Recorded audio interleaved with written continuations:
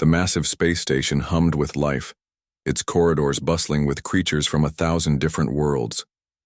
Among them, Jihi moved like a shadow, her slender frame often overlooked or deliberately pushed aside.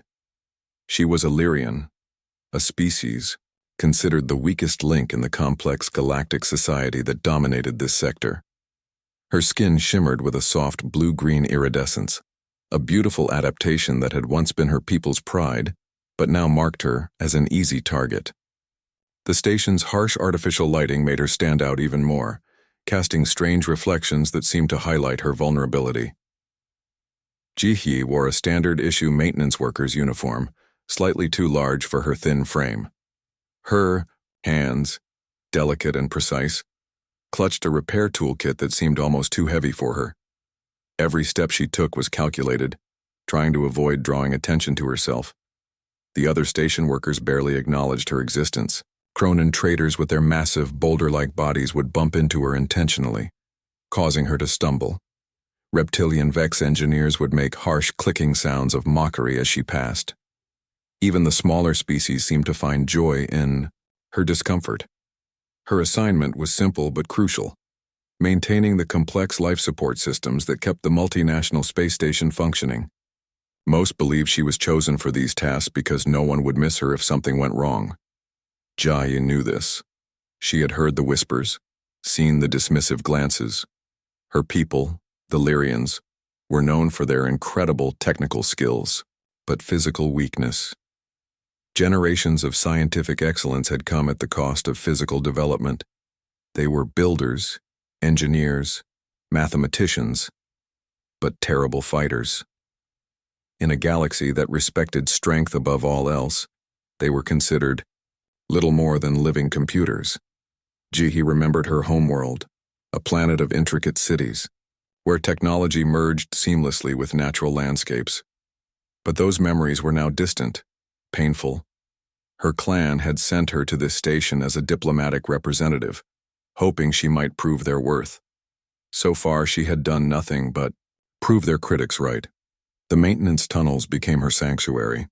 Here, among the complex networks of pipes, electrical conduits, and cooling systems, she found a strange comfort. These mechanical arteries understood her in a way no living creature did. They didn't judge.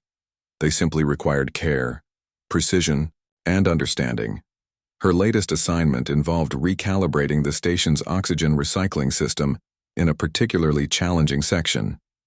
Most workers avoided this area due to its complexity and potential risks, but for Jihi, this was where she felt most alive.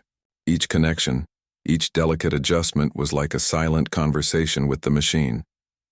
As she worked, her slim fingers moved with a grace that would have been beautiful to watch. Complex mathematical calculations happened in her mind faster than most computer systems could process. She understood these machines in a way others could not as tools but as living, breathing systems. But understanding meant little in a world that valued physical intimidation.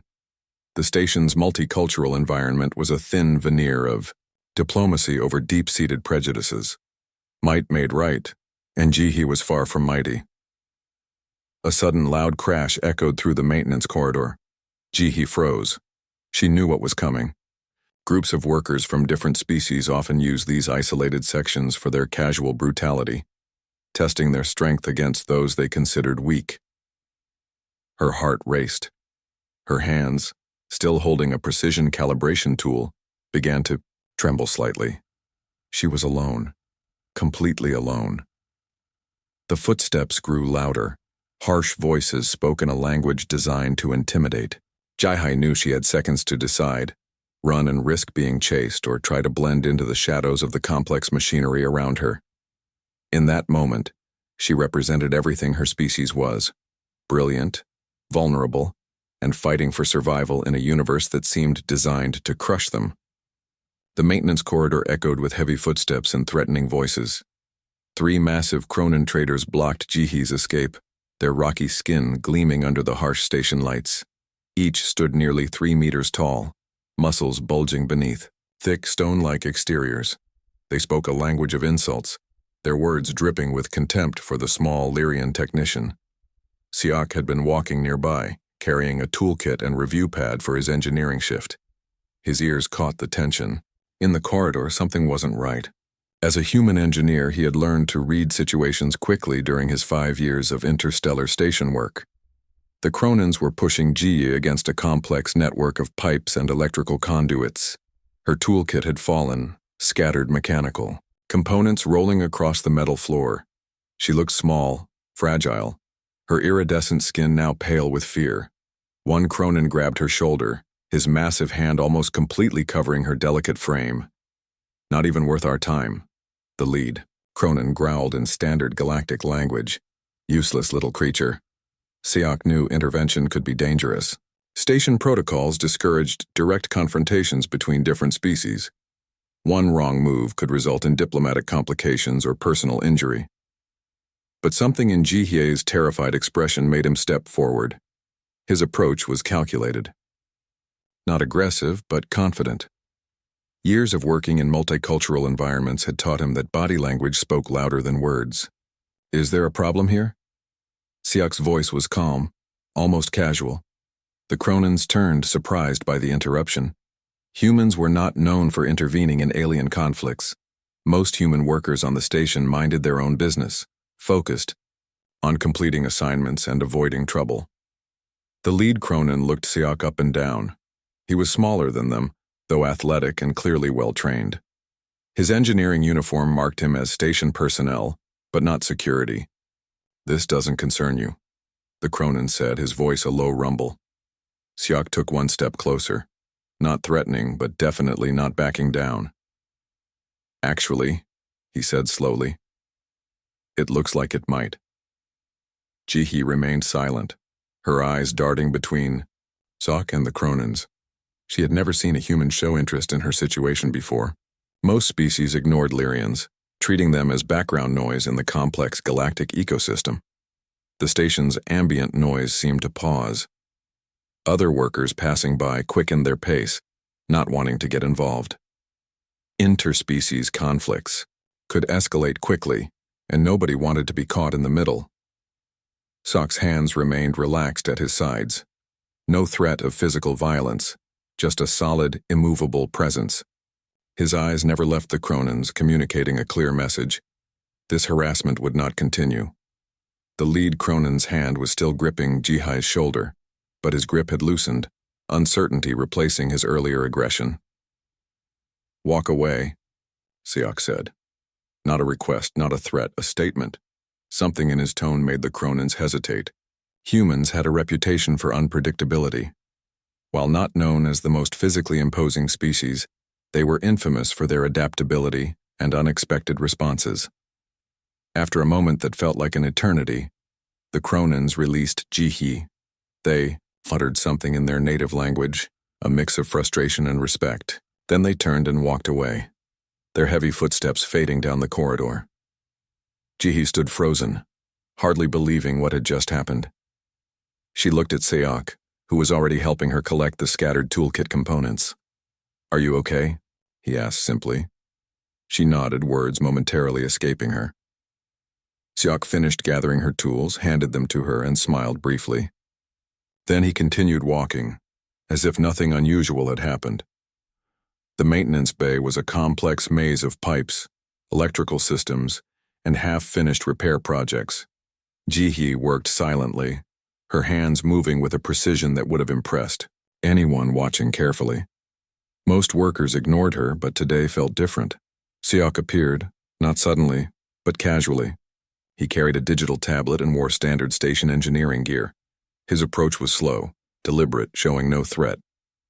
"That's an interesting communication relay," he said, pointing to the device Jihye was repairing.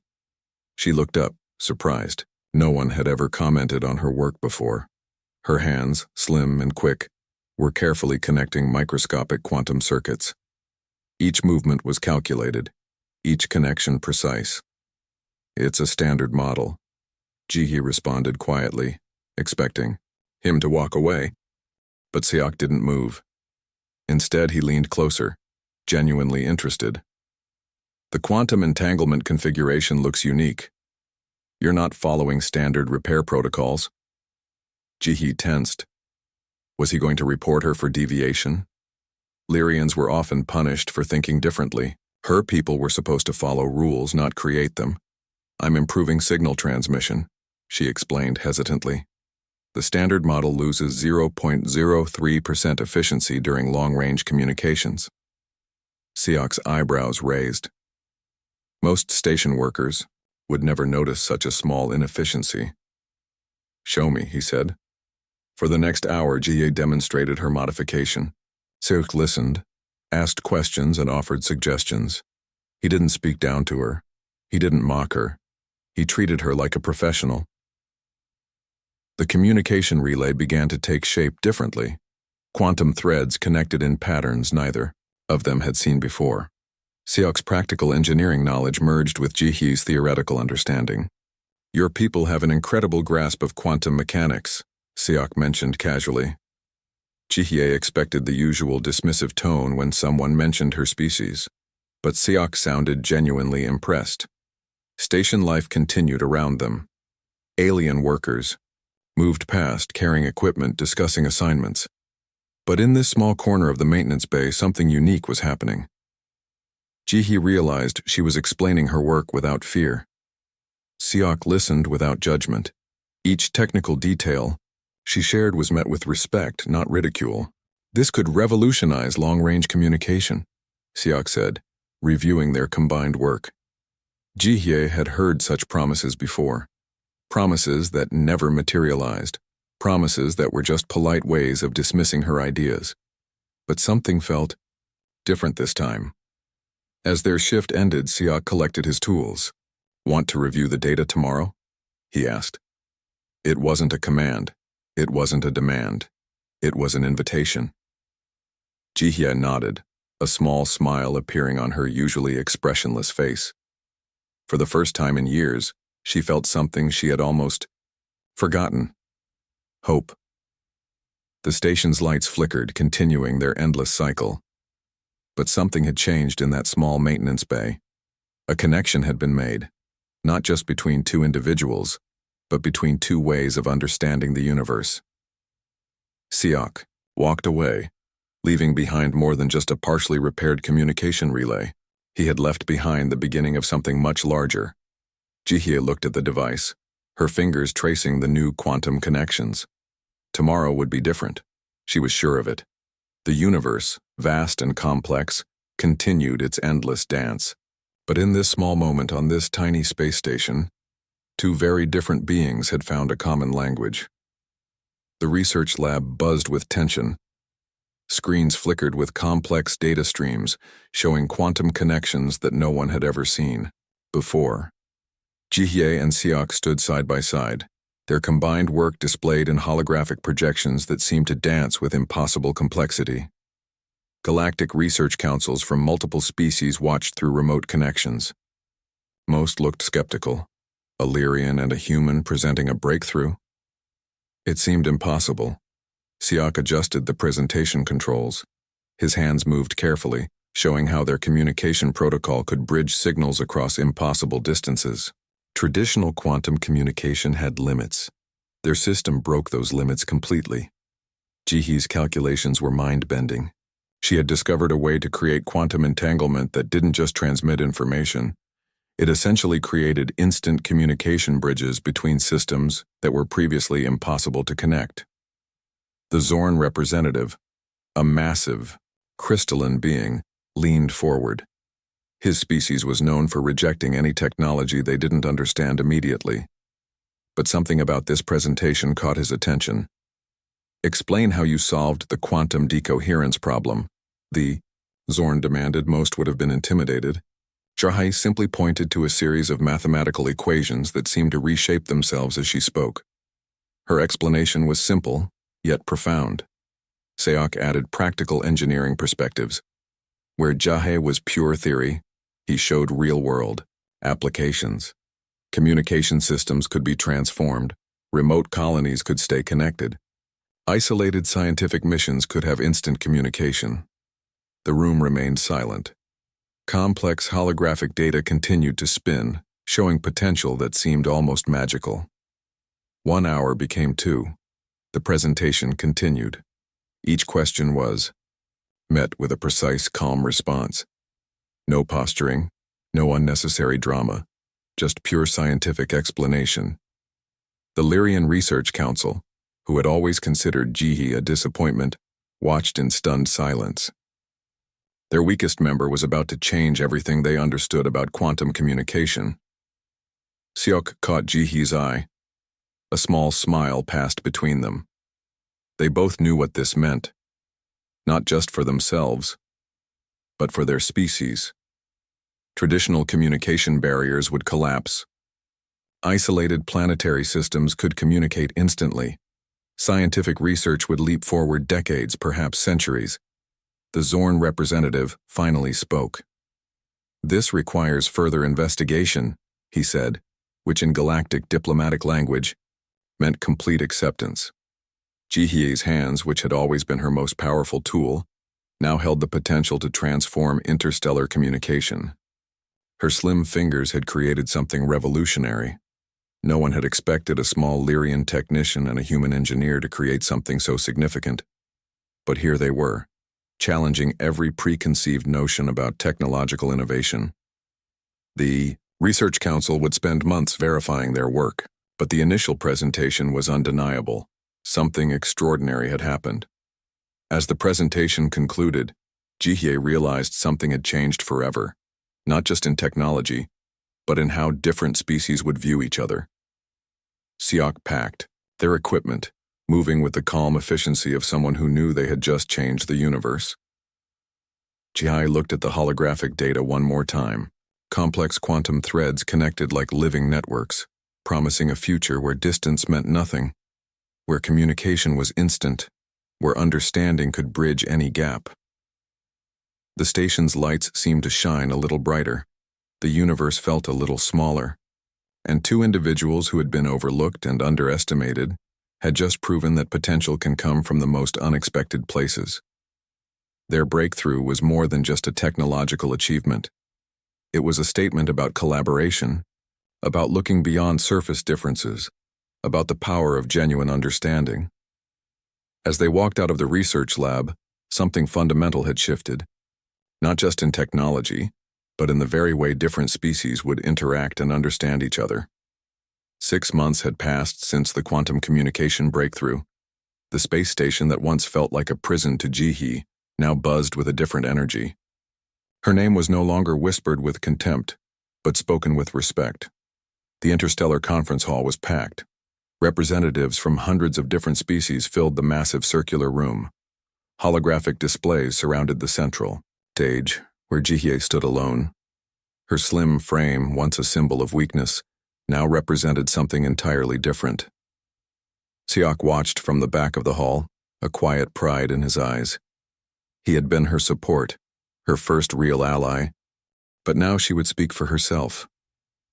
"Our communication protocol is not just a technical achievement," Jihye began, her voice steady and clear. "It's a bridge between worlds that never thought they could understand each other." The Lyrian Research Council, who had once considered her an embarrassment, now sat in the front row. Their expressions showed a mix of shock and pride. The same species that had sent her away as a diplomatic afterthought now watched her transform their entire reputation. Each species represented in the hall had something to gain. Remote scientific missions could now communicate instantly. Isolated planetary systems could share information in real time. The economic and scientific implications were enormous. The Cronin traders who had once bullied her now looked uncomfortable. Their traditional power based on physical intimidation seemed less important in this new world of quantum communication. Jihye's presentation wasn't just about technology, it was about possibility, about how the smallest, most overlooked individual could create massive change. Her quantum communication system did more than transmit signals.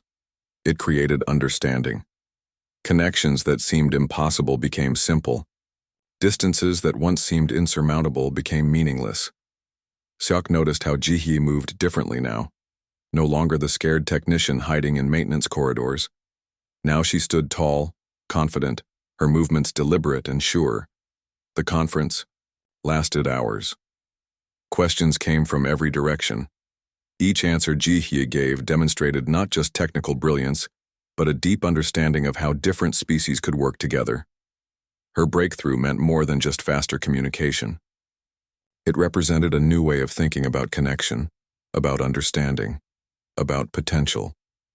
The Lyrian research director, who had once dismissed her, now introduced her as their primary researcher, the highest honor their scientific community could give.